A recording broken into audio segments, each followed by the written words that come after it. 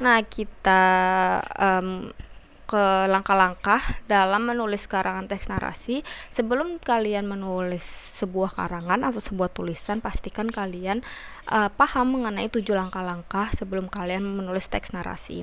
Yang pertama, tentukan dahulu tema dan amanat yang akan disampaikan. Jadi tema di sini temanya bersifat bebas, atau bisa tema romantis, penjajahan, atau sebuah tulisan biografi mengenai para tokoh, itu juga bisa. Lalu amanat. Jadi setiap tulisan yang hendak kalian curahkan dalam bentuk teks, dipastikan kalian memiliki amanat yang akan kalian sampaikan ke pembaca.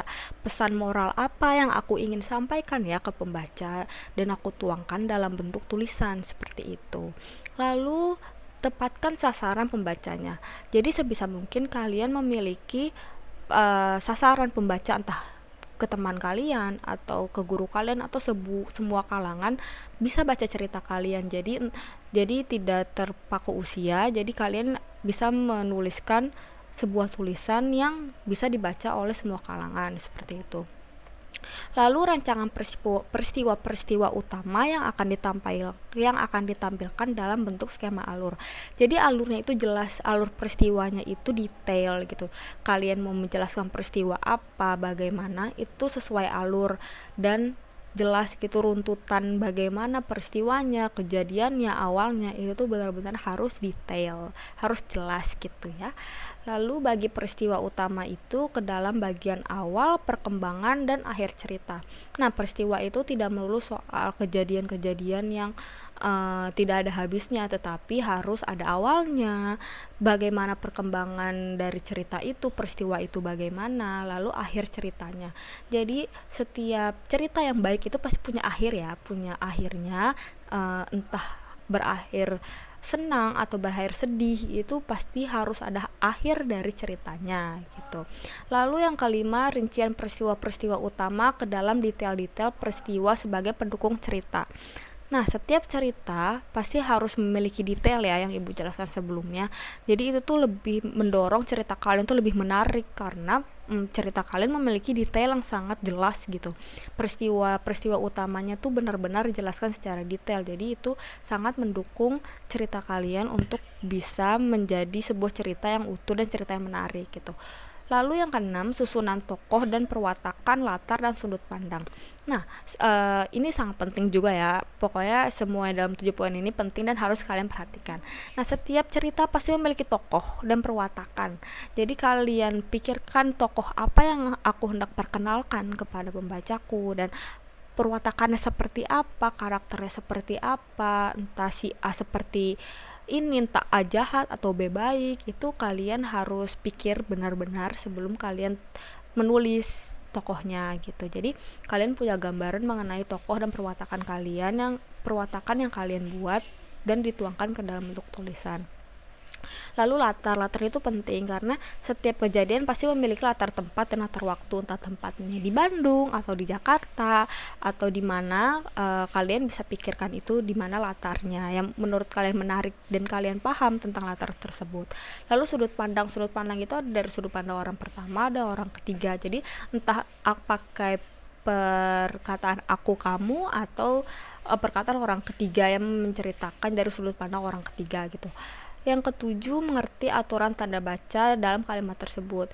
Ya, kita belajar bahasa Indonesia juga harus memerhatikan aturan tanda dan kalimat-kalimat, diksi-diksi yang dituangkan ke dalam cerita. Jadi entah tanda koma, entah tanda koma, titik, petik, dan lain sebagainya, kalian harus mengerti aturannya dan paham bagaimana cara meletakkan tanda baca yang baik dan benar, seperti itu. Lalu kita ke jenis-jenis teks narasi. Teks narasi ini memiliki beberapa jenis, ada 4, yaitu narasi ekspositoris atau biografi. Cerita ini memiliki nama lain narasi atau non-fiksi, ialah jenis narasi yang berisikan rangkaian perbuatan yang disampaikan secara informatif sehingga pembaca mengetahui peristiwa itu secara tepat. Jadi ini tuh bisa cerita nama lain atau cerita orang lain yang kalian ceritakan, tetapi kalian harus memiliki tanggung jawab untuk mengetahui semua perjalanan hidupnya dan informasi-informasi apa di dalam nama lain yang kalian mau curahkan ke dalam tulisan. Seperti kalian ingin menceritakan Bung Karno, jadi kalian harus paham bagaimana di mana dia lahir, pendidikannya, karirnya, dan lain-lain sebagainya mengenai beliau gitu. Kalian harus paham secara tepat dan jelas. Lalu ada narasi sugesti atau imajinatif.